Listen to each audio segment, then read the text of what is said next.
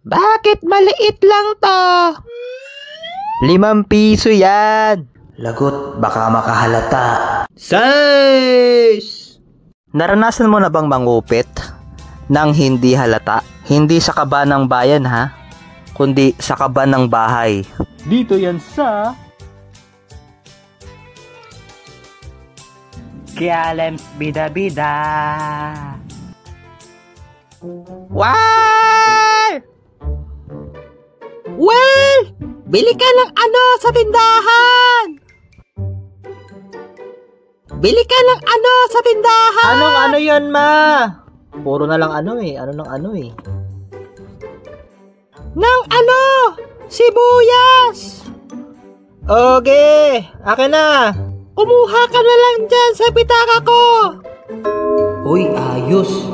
Pagkakataon ko na. Saktong 5 piso lang talaga yung kinuha ko. Kumuha na ako ng 5. Naku, may trend pa nga. Abutan pa.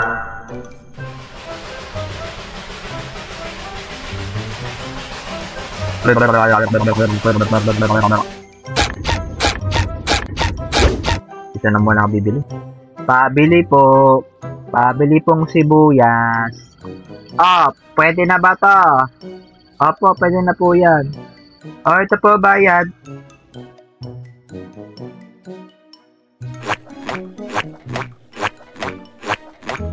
Oh, ito na oh.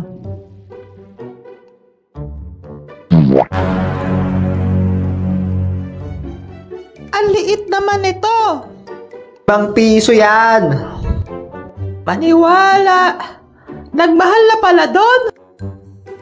Flashback. Pabili pong sibuyas. Yung tag 3 lang po.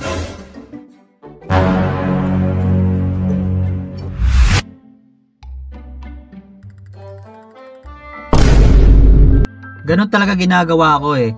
Bumibili ako ng tag 3, pero kunwari 5 piso yun. Para makauwi ako ng medos.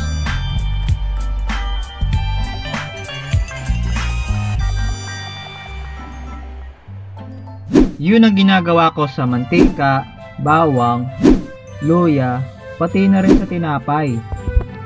Ganon ang ginagawa ko para magkapera.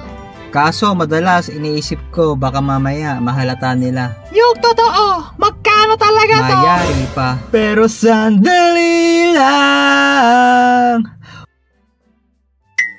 Kung napansin nyo, may mga eksenang nasa tabi ako ng Riles.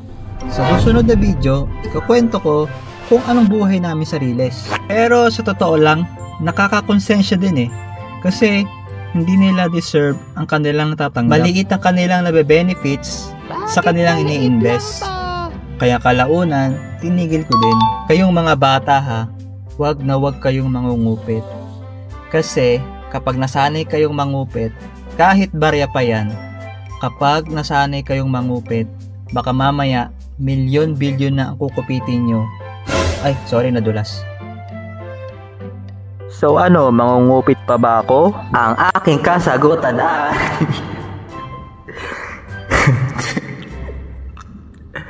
hindi na po ate. Dito yan sa Kialems Bida-Bida.